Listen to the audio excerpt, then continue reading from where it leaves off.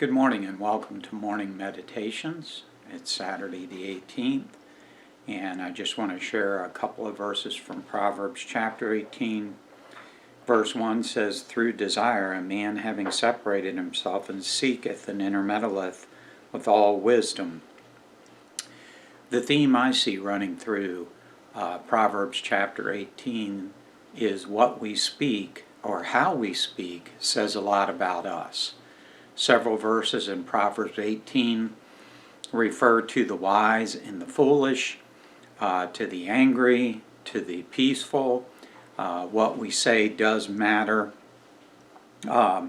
Verse 6 says, "A fool's lips enter into contention, and his mouth calleth for strokes. A fool's mouth is his destruction, and his lips are the snare of his soul. The words of a talebearer are as wounds, they go down into the innermost parts of the belly." When the Bible uses the word belly, it usually means your mind, your heart, not the physical place, but your spiritual mind and heart, the will, the location. And boy, those words that are spoken there, how true that is. When somebody says something that's hurtful, boy, our mind can dwell on it. The Bible tells us, out of the abundance of the heart the mouth speaketh. So what I want to share from Proverbs 18, let's be careful not only what comes out of our mouth, but whatever is coming out of our mouth is certainly coming out of our heart. And so Proverbs 18 is a great chapter that deals with making sure the condition of our heart controls what flows out of our mouth.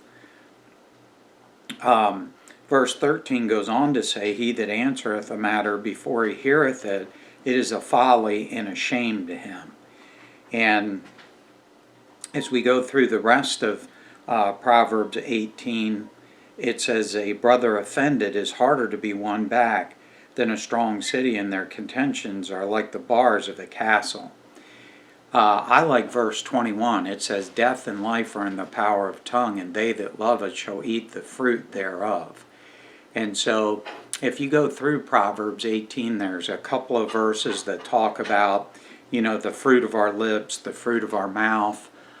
Boy, what kind of fruit are we producing? When other people taste the fruit of our answers, is it bitter? Boy, have you ever bitten into a green apple that isn't ripe? Boy, it just sets your teeth on edge. And when somebody says, "Hey, Pastor, I love the Lord, but man, they're just bitter and they're angry and they're always answering in a bitter," and it tells me they're a hurt person. But Christian, there's ways to deal with our hurts biblically, scripturally, and how we ought to answer other people. Automatically my mind goes to Jesus on the cross, who had every reason to answer wrongfully, but he said, "Father, forgive them, for they know not what they do." Why? Because forgiveness was the center of Jesus' life. That's what was in his heart. What was in his heart came out through his mouth. What you and I say says a lot about us. Let's make sure during this time we're encouraging people, we're edifying people, that the fruit of our mouth, the fruit of our lips is sweet. Boy, there is nothing better than getting a nice crisp apple right off the apple tree. You bite into that, it's juicy. Oh my goodness, that's good. It makes me hungry just thinking about it. But for you and I, our words ought to make people hungry to have the Lord in their life, hungry to be the right kind of a person. Boy, this is definitely a tall order, but I believe Proverbs 18 can help all of us to realize that the fruit of our lips is actually the fruit of our heart, the fruit of our life. And let's make sure that it's not that bitter sweet, the bitter fruit, but the better fruit. Thank you. God bless you, and have a good day.